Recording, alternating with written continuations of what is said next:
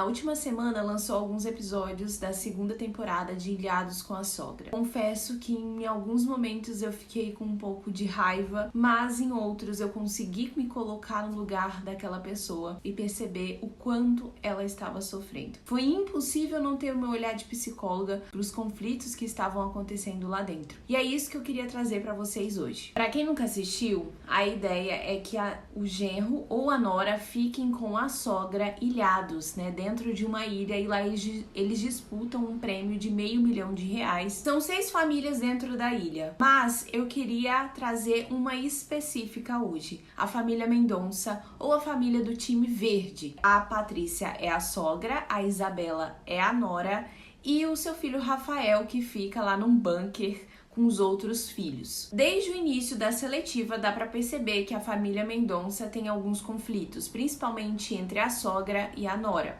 Tudo começou após a Isabela, que é a nora, engravidar da sua primeira filha. Parece que eles não tinham muitas condições financeiras e por isso ela e o seu namorado foram morar com a sogra, que é a Patrícia. Dá para perceber o quanto a Patrícia ficou incomodada com toda essa situação de quando eles foram morar com ela. Ela fala que ela teve que cuidar basicamente de 2 casas, das netas, inclusive das roupas. Quando a sogra estava de saco cheio dessa situação, ela decidiu convidar o casal para se retirar da casa dela. Imagino que isso deve ter provocado uma mágoa, né, uma decepção grande pelo filho e a nora. A Isabela até conta que antes da gravidez elas se davam super bem, mas que depois que ela foi morar com a sogra, tudo mudou. E de fato mudou, porque se a gente focar na visão da sogra, que é a que eu quero trazer aqui hoje, depois desses episódios que ela teve ali com a nora e com o filho, ela passou a ter uma visão diferente da Isabela. Em alguns momentos isso é falado dentro do reality, né, nos episódios que já saíram, mas outros dá pra gente pegar pelas falas dela. Então ela passou a ter uma visão de que a Isabela é egoísta,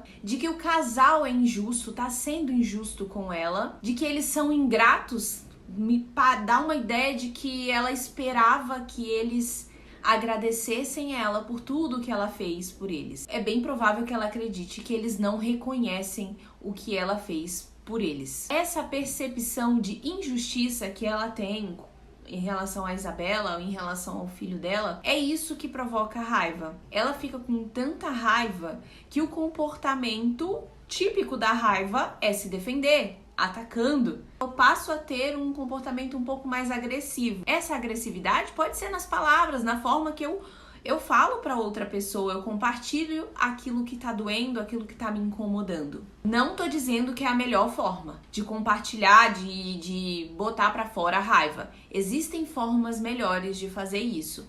Quando isso acontece, né, essa situação lá no passado aconteceu, houve uma quebra de expectativa dessa sogra. Pode ser que ela imaginava que a Isabela fosse agir diferente, né, já que ela estava abrigando eles, ou fosse agradecer, ou fosse ter algum comportamento diferente. E aí, quando isso não aconteceu, houve a quebra da expectativa. Nós só criamos expectativas dentro de relacionamentos que são íntimos. Eu não tenho expectativa de alguém que eu acabei de ver, de alguém que eu não conheço. Eu tenho 0 expectativa sobre essa pessoa. Geralmente só compartilhamos essa expectativa que eu tenho sobre o outro ou tomamos consciência dessa expectativa quando ela já foi frustrada. E aí já acabou, né? Aí eu já tô com raiva, eu já agi de uma forma que eu não gostaria de estar agindo, aí eu já me decepcionei. A partir do momento que ela criou essa visão, né, da Isabela, ela colocou a Isabela dentro de uma caixinha. Ela rotulou a Isabela. E isso fez o quê? Com que ela ficasse vigilante.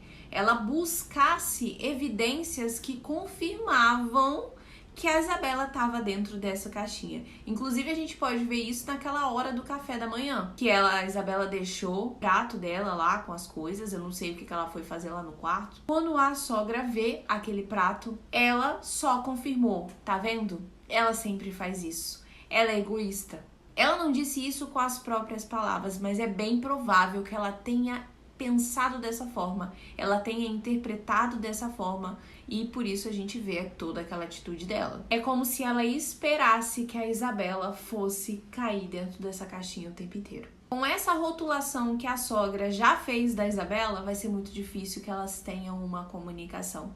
Porque toda vez que ela chegar para conversar, ela já vai estar com aquilo na cabeça e interpretando cada passinho que a Isabela der daquela forma. Então, precisa de uma estratégia, de uma consciência dessa interpretação para que ela consiga se abrir, ter um diálogo com a Isabela. Tem muitos outros pontos que eu acho interessante trazer desse reality e comentar aos olhos da psicologia, mas eu queria saber se vocês gostaram, então curte aí que eu trago a parte 2.